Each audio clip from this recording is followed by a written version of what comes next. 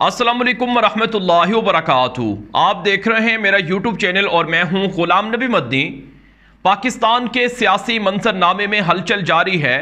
इमरान खान को फतूहात मिलना शुरू हो चुकी हैं। ताकतवर हल्के परेशान हो चुके हैं कि शहबाज शरीफ की हुकूमत चल नहीं पा रही है। अगरचे इस हुकूमत को चलाने के लिए बड़ा जोर लगाया जा रहा है और बड़ी मदद की जा रही है। जिस तरह से कल रात एक प्रोग्राम के अंदर मोहम्मद मालिक के प्रोग्राम में जावेद चौधरी ने भी इंकशाफ किया है कि शहबाज शरीफ की हुकूमत को लाने के लिए जो एग्रीमेंट हुआ था, जो इत्तेफाक हुआ था, उसमें यह बात की गई थी कि शहबाज शरीफ हुकूमत चलाएंगे और वह हुकूमती मामलात को देखेंगे, जबकि इमरान खान को रोकने और इमरान खान से निमटने का जो काम है वो स्टेट सर अंजाम देगी। दूसरे लफ्ज़ों में एस्टेब्लिशमेंट सर अंजाम देगी।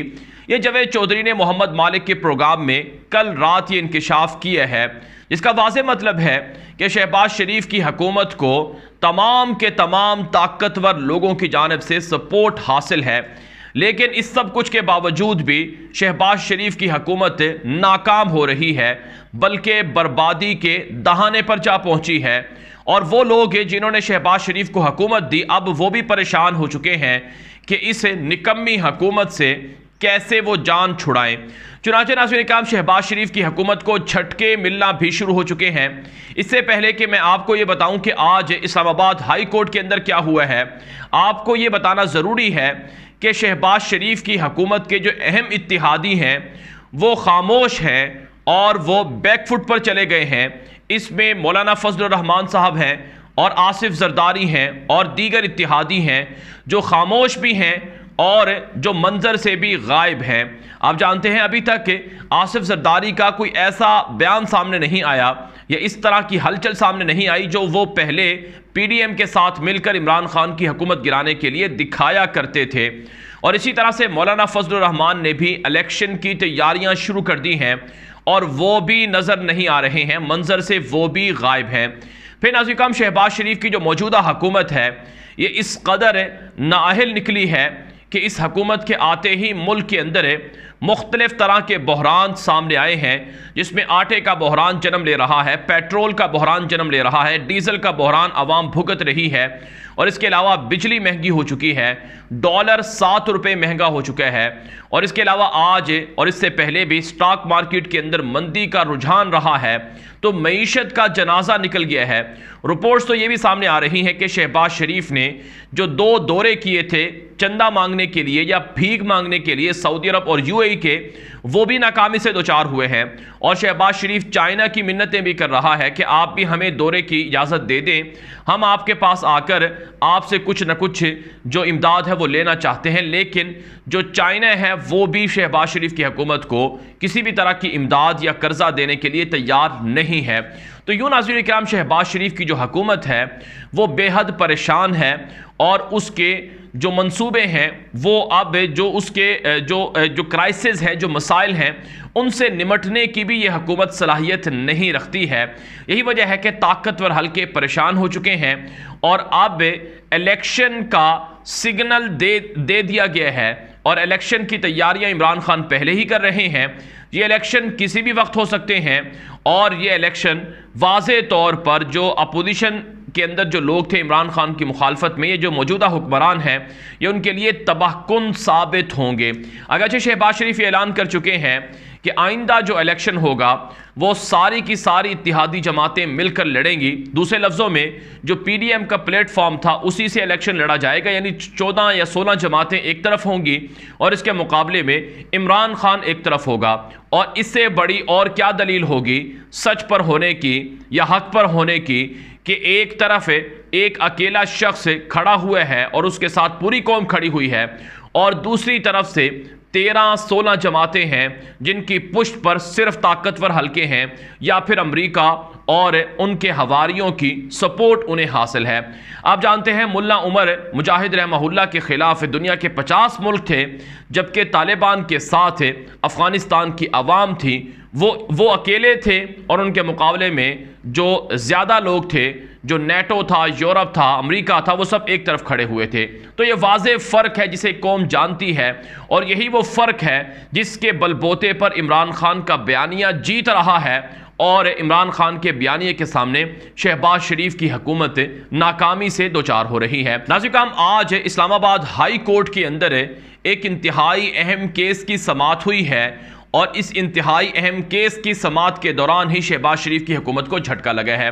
आप ये बात अच्छी तरह से जानते हैं कि शहबाज शरीफ की हुकूमत के अंदर जो लोग शामिल हैं वो मुख्तलिफ जराइम के अंदर मुलव्वस हैं, उन पर मुकदमात हैं, वो ज़मानतों पर रिहा हैं, वो अदालतों को मतलूब हैं, उनके ऊपर फ़र्द जुर्म आयद होनी है जिसको वो टाल मटोल करवा रहे हैं। तो आज इस्लामाबाद हाई कोर्ट के अंदर शेख रशीद ने बुनियादी तौर पर एक केस दाखिल करवाया था, उसकी समाअत हुई है जिसमें शेख रशीद ने कहा कि हनीफ अब्बासी जो मंशियात फरोश है या जिस पर मंशियात का इल्ज़ाम है, जिसको अदालत के ज़रिए से तकरीबन उम्र कैद की सज़ा दी गई है, इस शख्स को ना सिर्फ रिहा करवाया गया बल्कि इसे शहबाज शरीफ की हुकूमत में खुसूसी मुशीर का या मुआविन खुसूसी का ओहदा भी वज़ीर के बराबर दिया गया है, जो एक संगीन जुर्म है। तो इस पर नाज़रीन अदालत ने, जो चीफ जस्टिस अतहर मिनल्ला हैं, उनकी जानिब से कहा गया है कि शहबाज शरीफ इस पर गौर करें और हनीफ अब्बासी को हुकूमत के अंदर शामिल ना किया जाए। नाज़रीन, इस जो आज इस्लामाबाद हाई कोर्ट के अंदर समाअत हुई है उसके अंदर दिलचस्प मंजर भी देखने में आया है जब शेख रशीद से सवाल किया गया कि क्या आपको अदालत पर एतमाद है, अगर एतमाद नहीं है तो केस कहीं और मुंतकिल कर देते हैं। तो शेख रशीद ने कहा कि हमें तो एतमाद है। तो चीफ जस्टिस ने कहा कि फिर आप जलसों के अंदर और इमरान खान जलसों के अंदर रात को 12 बजे अदालतें खुलने का बार बार नाम क्यों लेते हैं, वो अदलिया पर इस तरह से तनकीद क्यों करते हैं, क्या उन्हें भी एतमाद नहीं है? अगर एतमाद नहीं है तो फिर हम आपके केसेस नहीं सुनेंगे, क्या हम आपके मुकदमात नहीं सुन रहे हैं? तो शेख रशीद ने कहा कि हमें आपकी अदालत पर एतमाद है और आप के फैसलों पर भी एतमाद है। तो बहरहाल नाज़रीन, पाकिस्तान की अदलिया भी ये चाहती है कि उनके बारे में जो रात को 12 बजे अदालतें खुलने का जो बार बार जिक्र है वो ना किया जाए, लेकिन तारीख़ इस बात की शाहिद है कि जब कभी किसी ने गलत साइड का इंतखाब किया, गलत ट्रैक पर जब कोई चला और जब हुकूमत के अहम इदारे अगर किसी भी ऐसी गलती का शिकार हुए तो फिर ज़रूर उन्हें याद रखा जाता है, उसे कोई नहीं भुला सकता है। तो इसलिए नाज़रीन, अदलिया को भी अपने रवैये देखना होंगे और उन्हें बदलना होगा।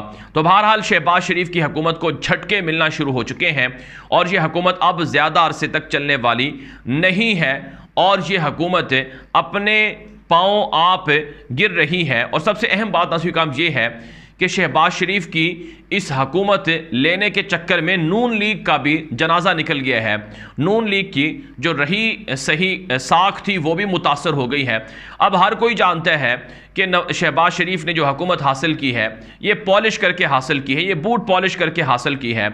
हर कोई जानता है कि आखिर ऐसा क्या हुआ है कि जो लोग कुछ अरसे पहले तक नून लीग के यहाँ मुजरिम थे या कसूरवार थे, उनके साथ नून लीग ने, शहबाज शरीफ ने डील कर ली है। और इस सारे पूरे के पूरे सियासी मंजरनामे में जो फ़ायदा समेटा है वो आसिफ ज़रदारी ने और उनके इत्तेहादी मौलाना फजलुर रहमान ने समेटा है। और नाज़रीन, आपको ये बात भी मालूम है कि इस वक्त जो सदर पाकिस्तान के ओहदे के लिए जोड़ तोड़ है वो भी जारी है। मौलाना चाहते हैं कि उनको सदर पाकिस्तान बनाया जाए, आसिफ ज़रदारी चाहते हैं कि उनको सदर पाकिस्तान का ओहदा दिया जाए। तो ये सारी चीज़ें इस बात को साबित करती हैं कि शहबाज शरीफ की हुकूमत नाकाम हो चुकी है। फिर नाज़रीन, यही नहीं, शहबाज शरीफ ने कल एक बयान में ये बात कही है कि अमेरिका सुपर पावर है, अमेरिका मुखालिफ बयानिए की गुंजाइश नहीं दी जा सकती है, जबकि इसके मुकाबले में इमरान खान ये कहते हैं कि अल्लाह सुपर पावर है, हमने कलमा तय्यबा ला इलाहा इल्लल्लाह पढ़ रखा है, अल्लाह के अलावा हम किसी के सामने नहीं झुकेंगे। और उनका जो आज़ादी मार्च है, लॉन्ग मार्च है, इसने भी सब की टांगें हिलाकर रख दी हैं, सब की बुनियादें हिलाकर रख दी हैं और सब परेशान हो चुके हैं। फिर यही नहीं नाज़रीन काम, जो अब मेरे पास ताज़ा एक खबर ये सामने आई है कि IMF से भी शहबाज शरीफ की हुकूमत कतर में मुज़ाकरात के लिए तैयार है, लेकिन इसके लिए तेल महंगा करना पड़ेगा, अशियाए ज़रूरिया महंगा करनी पड़ेंगी। तो ये चीज़ें पाकिस्तान की आवाम कबूल नहीं करेगी।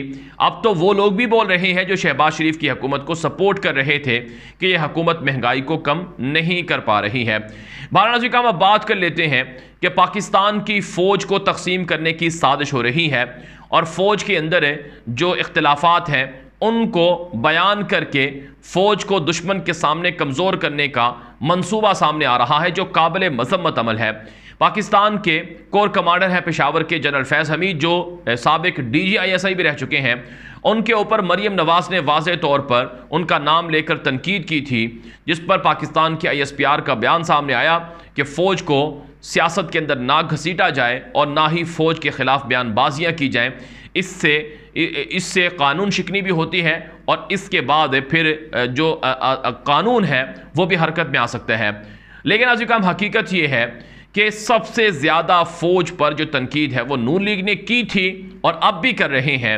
ये लोग सोशल मीडिया पर मुख्तलिफ़ तरीक़ों से उन तमाम लोगों को निशाना बना रहे हैं जो फ़ौज के अंदर है, जो इस वक्त हाजिर सर्विस एहलकार हैं या जर्नैल हैं या अफसरान हैं, उनको तनकीद का निशाना बना रहे हैं। तो साबित ये करने की कोशिश की जा रही है कि जनरल फैज़ हमीद ने नून लीग के ऊपर जो इलेक्शन था वो उनको हरवाया था, नवाज शरीफ को सज़ा दिलवाई थी, वगैरह वगैरह, इस तरह के इल्ज़ामात हैं। तो अब जो आज शौकत अजीज़ सिद्दीकी हैं, जो इस्लामाबाद के जज भी रहे हैं, जिनको नून लीग का जज कहा जाता है या उनके करीबी भी कहा जाता है, उनके नाम से एक ट्विटर पर ट्वीट की गई है, गालिबन वो उनका ऑफिशियल अकाउंट है, और उसमें जनरल फैज़ पर तनकीद भी की गई है और ये कहा गया है कि जनरल बाजवा साहब को चाहिए कि इनके खिलाफ एक्शन लिया जाए।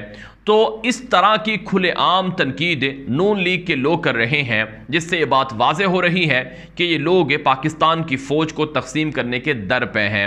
नाज़रीन काम हकीकत ये है, अगर अफ़वाज पाकिस्तान ना होती तो पाकिस्तान के दुश्मन पाकिस्तान पर चढ़ दौड़ते।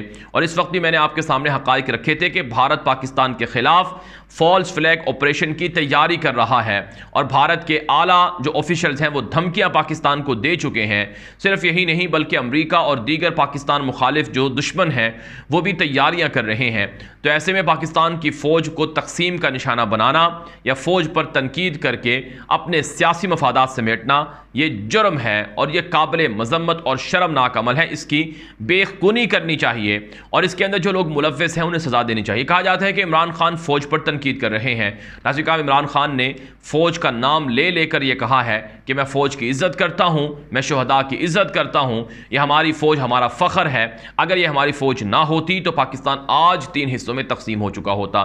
लिहाजा नाज़रीन इकराम, जो फ़ाशिस्ट हुकूमत मुसल्लत पाकिस्तान पर की गई है अमरीकी साजिश के ज़रिए से, इसको नुकेल डालना होगी, इसको लगाम डालना होगी, क्योंकि ये ना सिर्फ लोगों के ख़िलाफ़ फ़ाशिस्ट जो इक़दामात है वो कर रही है, बल्कि ये पाकिस्तान के जो मुक़द्दस तरीन इदारे हैं उनको भी मुतनाज़ा बनाने की साजिश कर रही है। बहरहाल हम पाकिस्तान की सियासत के हवाले से आपको मज़ीद खबरें भी देते रहेंगे, लेकिन आपसे गुजारिश है कि अगर आपने अभी तक मेरा नया यूट्यूब चैनल न्यूज़ की दुनिया सब्सक्राइब नहीं किया तो उसे लाजमी कर लें। वहाँ पर आपको मज़ीद अपडेट्स देखने को मिलेंगे, उसका लिंक आपको इस वीडियो की डिस्क्रिप्शन में मिल जाएगा। मेरा फेसबुक पेज है गुलाम नबी मद्दी के नाम से, उसे फॉलो कर लें। ट्विटर अकाउंट है गुलाम नबी मद्दी के नाम से, उसे भी फॉलो कर लें। वहाँ पर भी आपको लम्हा बलम्हा अपडेट्स मिलती रहेंगी। अब तक के लिए इतना ही, इजाज़त दीजिए। अस्सलामु अलैकुम वरहमतुल्लाहि वबरकातुहू।